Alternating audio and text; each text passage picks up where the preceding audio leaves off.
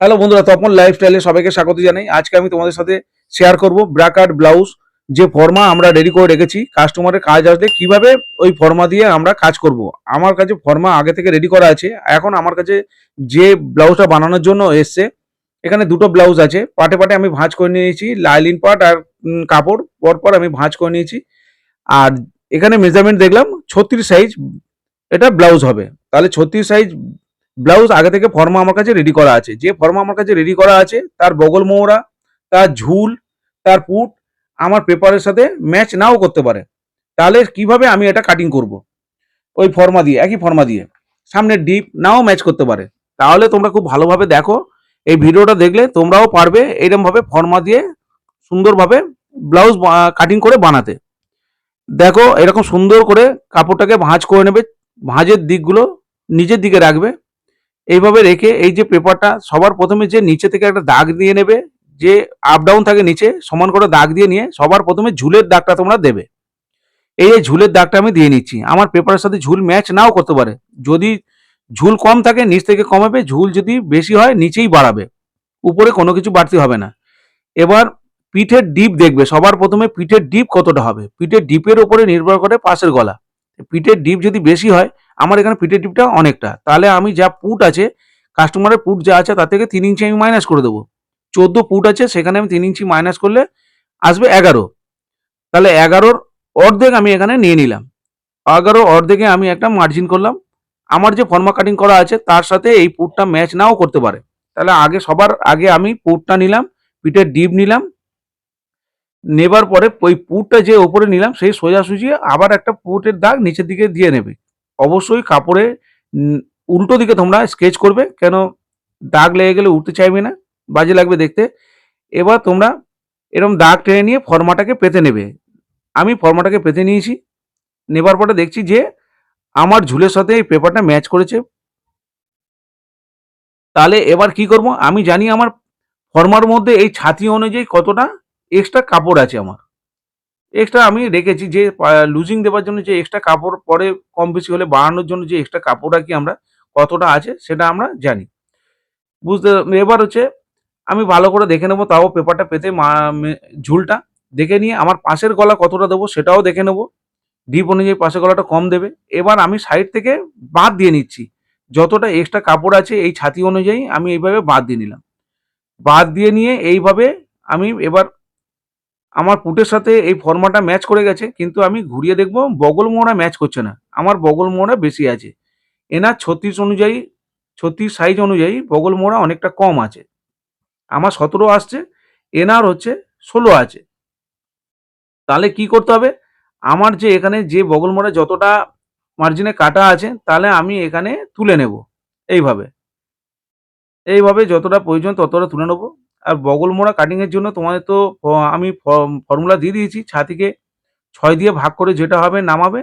এবার half inch উপরে না হাফ ইঞ্চি নিচে নামিয়ে তুলে নেবে, তাহলে তোমাদের চলে আসবে। আমি এখানে আমি ফর্মাতে আমি এইভাবে ফর্মা যেহেতু করা আছে তার মধ্যে আমি ফিতে ঘুরিয়ে দেখে নিলাম, যেহেতু বেশি আছে তাহলে একটু আমি ওপরে তুলে নিলাম। তুলে নিয়ে এইভাবে ফিতে ঘুরিয়ে দেখে নিলাম যে আমার ঠিক হচ্ছে কিনা। যদি আপ ডাউন করতে হয় এইভাবে ফিতে ঘুরিয়ে তোমরা দেখে নিয়ে একটু তুলে নেবে। অবশ্যই এটা তুলে নেবার পরে তোমরা ভিডিওটা ভালো করে দেখো, এরপরে কোন পার্টটা আবার তুলে কাটতে হবে এর সাথে, শুধু এই পার্টটা তুলে তো কাটলে হবে না। তাহলে এই যে এখানে তুলে নিচ্ছি, এরপরে কোন পার্টটা কাটতে হবে তুলে তোমরা খুব ভালো করে দেখো। দেখো পেপারের সাইড থেকে আমি চোখের দাগটা মেরে নিলাম। মেরে নিয়ে এবার পেপারটা আমার প্রয়োজন নেই, আমি সব কিছু আমার বগল মোড়া চলে এসছে, পিঠের ডিপ পাশের গলা সবই আমি নিয়ে নিয়েছি। এইভাবে ফিতেটা ঘুরিয়ে ভালো করে আরেকবার দেখে নেবে, যা বগল মোড়া থাকবে তোমরা তার থেকে কম করে কাটবে, কেন কাপড় কাটিংয়ের পরে একটু বেড়ে যায়। এখানে আগে থেকে তো আমার শেপ দেওয়াই আছে। অবশ্যই এখানে দেখবে 2 সুতো অন্তত কম রাখবে। এখানে আমি যখন পেপার কাটিং দেখাই একরকম, ওখানে একরকম, কিন্তু এখানে তো ফর্মা কাটিং রেডি করা আছে। এখানে অবশ্যই কাপড় যতটা কাটিংয়ের পরে বেড়ে যায়, একটু টান লাগলে বেড়ে যায়, সেইটা হাফ ইঞ্চির মতো বেড়ে যায়, হাফ ইঞ্চি সেই কমটা রাখবে তোমরা। রেখে তোমরা বগল মোড়া যদি 16 থাকে সেখানে দেখবে 15 আসছে কিনা, 15তে এনে তোমরা কাটিং করবে, তাহলে দেখবে ঠিক চলে এসছে 16তে। দেখো এটা মেজারমেন্ট আমার কমপ্লিট, আমি কেটে নিচ্ছি। এইভাবে কেটে নিলাম। নিচে যে এবড়ো-খেবড়ো ছিল যেটা সেটাও তোমরা কেটে সোজা করে নেবে।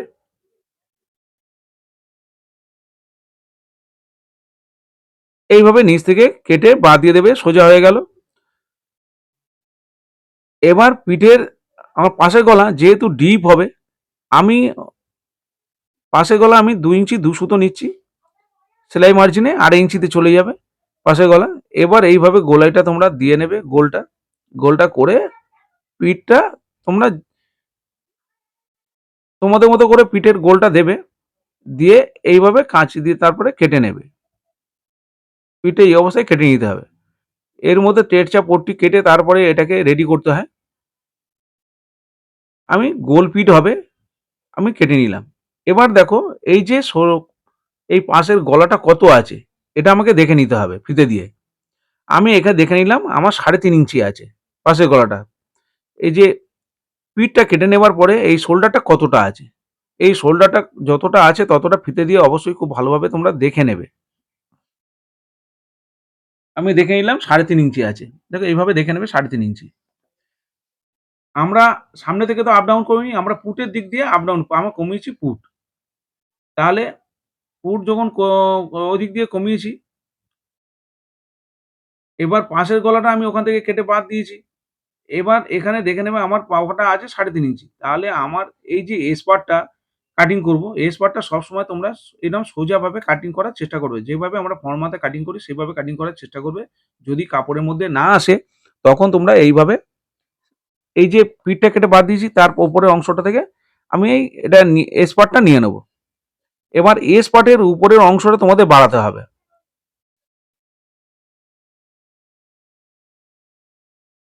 দেখো ওটা ছিল ৩.৫ ইঞ্চি, তাহলে এখান থেকে আমার ৩.৫ ইঞ্চি এটা করে নিতে হবে। দুটো পার্ট তোমার দেখে নিতে হবে যেহেতু পাশের গলা ওখানে কম হয়েছে। এবার ওখান থেকে আমি ৩.৫ ইঞ্চিতে মার্জিন করলাম। ২ সুতোর মতো কম ছিল সেটা আমি ঠিক করে দেখে নিয়ে এটা না তো এইটা যদি আমরা দেখে না নিই তাহলে কি হবে? এটা সামনের দিকে বাড়াবে না, এটা পেছনের দিক দিয়ে বাড়াবে। দেখো আমি এই সাইডের দিকে বাড়িয়েছি, শোল্ডারের দিকে। বাড়িয়ে এভাবে কাটিং করে নিচ্ছি। কিভাবে কাটিং করছি একটু খুব ভালোভাবে তোমরা লক্ষ্য করলেই বুঝতে পারবে। এটা যদি আমি না বাড়িয়ে নিতাম তাহলে হচ্ছে আমার যে পেছনের পার্ট কেটেছি তার সাথে এই শোল্ডারটা ম্যাচ করতো না। এই দুটো ম্যাচ করতেই হবে। এইভাবে ভালো করে কাপড় সরে না যায় তোমরা পিন সেট করতে পারো বা হাত দিয়ে ভালো করে চেপে ধরে আমি যেভাবে কাটিং করছি দেখো খুব ধীরে ধীরে কাটিং করবে। দেখো এস পার্টটাও আমার রেডি হয়ে গেল। তোমরা সোজা দিকে একটা করে দাগ দিয়ে রাখবে তাহলে বসানো যখন তোমরা লাইনিং পার্টের সাথে বসাবে তখন সুবিধা হবে দুটো পার্ট বসাতে। দেখো ওটা আমার কাটা হয়ে গেল। এবার আমি এল পার্টটা কাটিং করব আর বুকের পিসটা কাটিং করব, দুটো বুকের পিস কাটিং করব। অবশ্যই কাটিং করার আগে হাতার ঝুলটা দেখে নেবে। আমি হাতার ঝুলটা দেখে নিয়েছি ফিতে দিয়ে যে ওখানে এস পার্টটা যদি আমি কাটিং করতাম তাহলে হাতার ঝুলটা আমার ছোট হয়ে যাচ্ছে। সেই কারণে আমি এই সাইড থেকে এস পার্টটা নিলাম আর এখান থেকে এই অংশগুলো নিচ্ছি। দেখো এবার এল পার্টটা কাটছি। এল পার্ট যখন আমি ফর্মা বানিয়েছিলাম দেখো একটু বাড়তি করে আমি হাফ ইঞ্চি কাটবো কেন ফর্মা যখন বানিয়েছিলাম তখন কাপড় একটু এই পেপার একটু ছোট ছিল। তা হাফ ইঞ্চি ছোট আমার পেপারের মধ্যে লেখা আছে যেটা হাফ ইঞ্চি ছোট আছে। এই এল পার্টের মধ্যে লেখা আছে। তাহলে আমার হাফ ইঞ্চি ছোট মানে হাফ ইঞ্চি আমার বাড়িয়ে কাটিং করতে হবে। সামনের ডিপটা অবশ্যই আমার কতটা আছে আমার ফর্মার মধ্যে লেখা আছে তোমরা অবশ্যই দেখে নেবে। তোমাদের যদি সামনের ডিপটা কম বেশি হয় তাহলে আপ ডাউন করে নেবে সেই হিসেবে। দেখো এল পার্টটা আমি কাটিং করে নিয়েছি। এবার বুকের দুটো পিস বাকি আছে।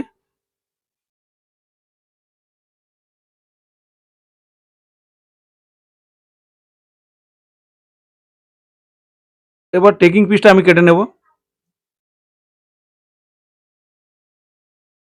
এই টেকিং পিসের মধ্যে কোনো চেঞ্জেস করতে হবে না।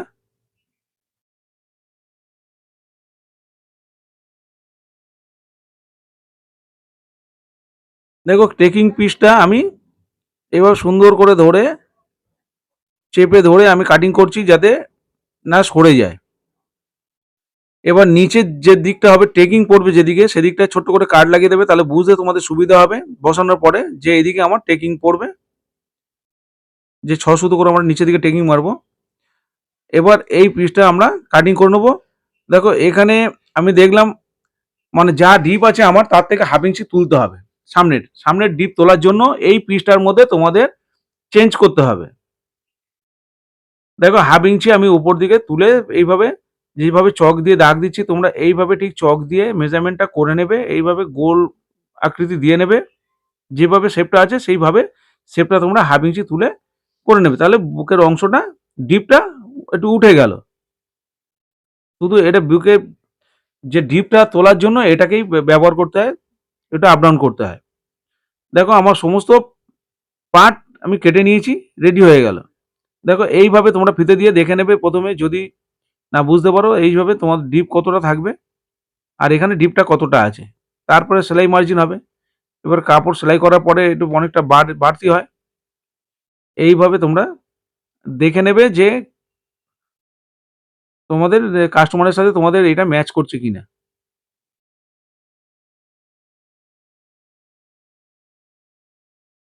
এবার বাকি থাকলো আমার হাতাটা। এবার দেখো হাতাটা কাটিং করার জন্য যে কাপড়টাকে তোমরা এই কাপড়ের সামনে এক্সট্রা কতটা করে বাড়তি কাপড় থাকে ওই কাপড়টা তোমরা কেটে ফেলে দেবে। সেলাই মার্জিনটা অবশ্যই রাখবে। সেলাই মার্জিন রেখে এই যে বাড়তি এক্সট্রা ওইটা যদি সামনের দিকে তোমরা দাও হাতার মধ্যে দেখতে বাজে লাগবে। এই পাড়টা সরু করে কেটে ফেলে দিতে হবে। মানে সেলাই মার্জিনটা শুধু পাড়ের সাথে সেলাই মার্জিনের সুতোটা 3 সুতো বরাবর রেখে আর তোমরা কেটে ফেলে দেবে।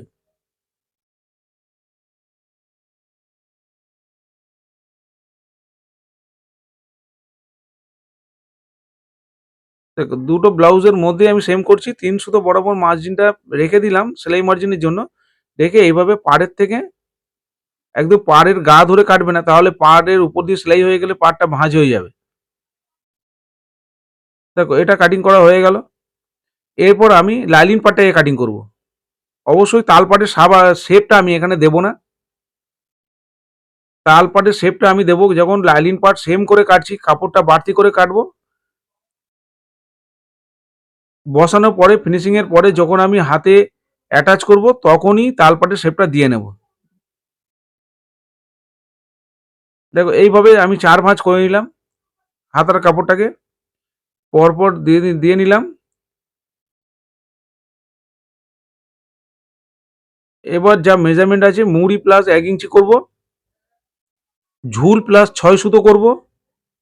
কেন উপরে 3 সুতো জয়েন্ট হবে আর নিচে 3 সুতো সেলাই করতে মার্জিন চলে যাবে, তাহলে 6 সুতো যেহেতু লাইলিন দিয়ে হচ্ছে। যদি লাইলিন ছাড়া হতো তাহলে আমি 1.5 ইঞ্চি এক্সট্রা নিতাম, ঝুল প্লাস 1.5 ইঞ্চি। এটা ঝুল প্লাস 6 সুতো নিলাম, মোড়া প্লাস 1.5 ইঞ্চি নিলাম আর মুড়ি প্লাস 1 ইঞ্চি নিলাম। এবার ছাতিকে তোমরা কি করবে এখানে ফর্মুলা ইউজ করবে। যে ছাতি হবে, যে ছাতির মাপে হবে সেই ছাতিকে 8 দিয়ে ভাগ করবে। 8 দিয়ে ভাগ করে যেটা হবে তোমরা এই যে সাইড থেকে নামিয়ে নেবে, নামিয়ে নিয়ে এইভাবে বগল মোড়া কাটিং করে নেবে। আমি প্রতিটা আমার যখন সেলাই করি প্রতিটা কাটিং করি আমি ফর্মুলাগুলো দিয়ে দিই, তোমরা ভালো করে খাতায় লিখে রেখে দেবে যে ফর্মুলাগুলো, তোমরা তাহলে ভুলবে না। এই ফর্মুলাগুলো আমি যেগুলো দিচ্ছি সঠিক ফর্মুলা। অবশ্যই তোমরা ভিডিওগুলো ভালো লাগলে লাইক অন্তত করে দিও, সাবস্ক্রাইব তো করবেই আর নোটিফিকেশন বেলটি অন করবে। কারণ না হলে আমি যখন ভিডিও ছাড়বো তোমরা তো বুঝতেই পারবে না যে আমি কখন ভিডিও ছেড়েছি, তোমরা শিখতে পারবে না। কেন নোটিফিকেশন বেলটি অন করবে, অন্তত লাইক ভালো লাগলে লাইকটা করে দিও। দেখো হাতা আমার কাটিং হলো লাইলিন পার্টে। এবার আমি কাপড়ের উপরে এবার কাপড়টা 4 ভাঁজ করে রেখে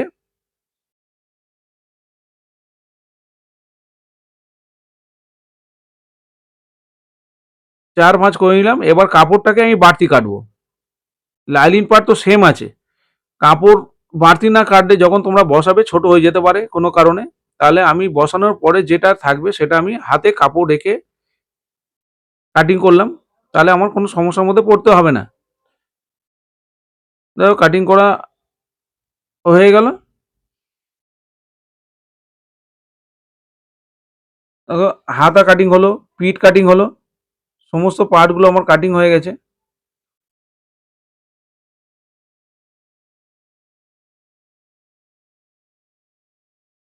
এটা এস পার্ট, এটার বুকের দুটো পার্ট আর এটা এল পার্টটা সমস্ত আমার কাটা হয়ে গেল। টাটা। আবার দেখা হবে তোমাদের সাথে।